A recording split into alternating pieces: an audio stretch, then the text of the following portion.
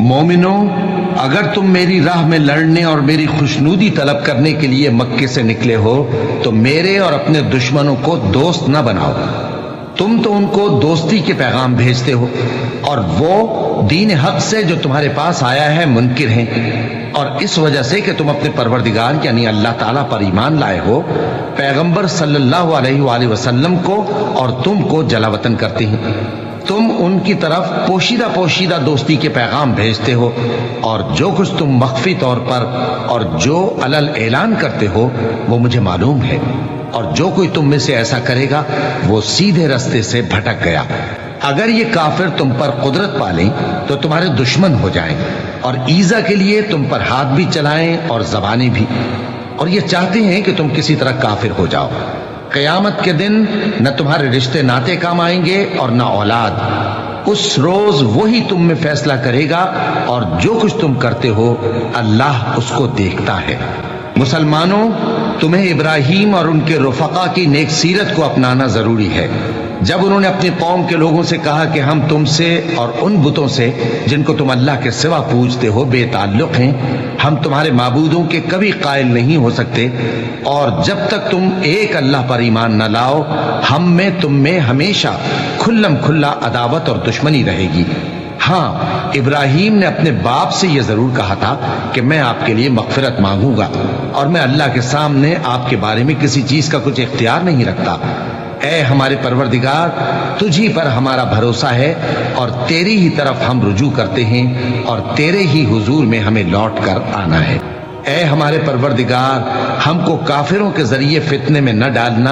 اور اے ہمارے پروردگار ہمیں معاف فرما،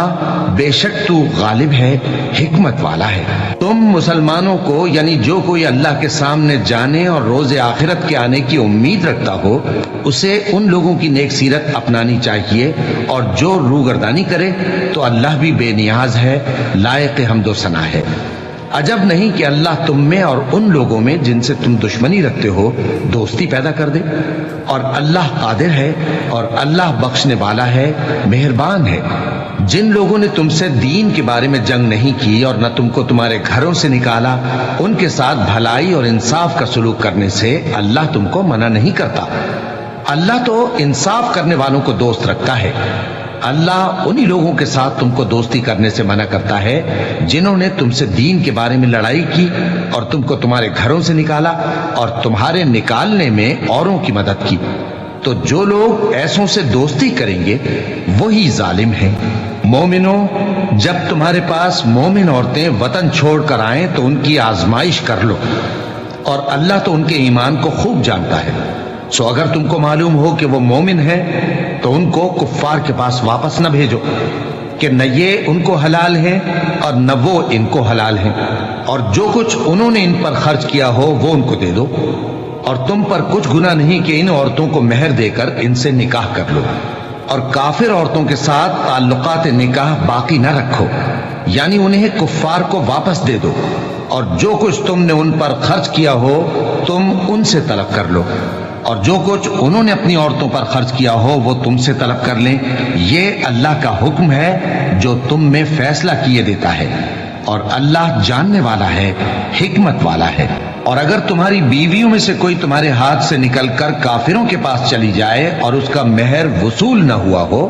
پھر تم ان سے جنگ کرو اور ان سے تم کو غنیمت ہاتھ لگے، تو جن کی بیویاں چلی گئی ہیں ان کو اس مال میں سے اتنا دے دو جتنا انہوں نے خرچ کیا تھا، اور اللہ سے جس پر تم ایمان لائے ہو ڈرتے رہو۔